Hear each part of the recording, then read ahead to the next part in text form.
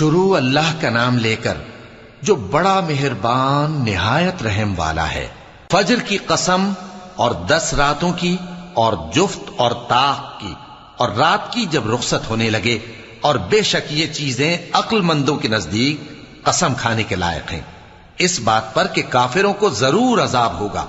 کیا تم نے نہیں دیکھا کہ تمہارے پروردگار نے قوم عاد کے ساتھ کیا کیا، جو ارم کہلاتے تھے، دراز قد مانند ستونوں کے، کہ تمام ملک میں ایسے پیدا نہیں ہوئے تھے؟ اور سمود کے ساتھ کیا کیا، جو وادی قرى میں چٹانیں تراشتے تھے؟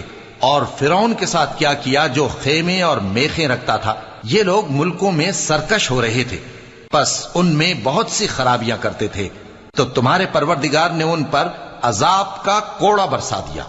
بے شک تمہارا پروردگار طاق میں ہے۔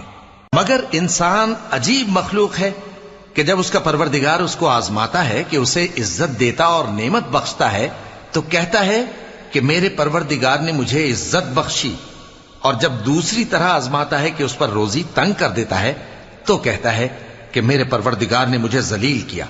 یوں نہیں، بلکہ تم لوگ یتیم کی خاطر نہیں کرتے اور نہ مسکین کو کھانا کھلانے کی ترغیب دیتے ہو، اور میراث کے مال کو سمیٹ کر کھا جاتے ہو، اور مال کو بہت ہی عزیز رکھتے ہو۔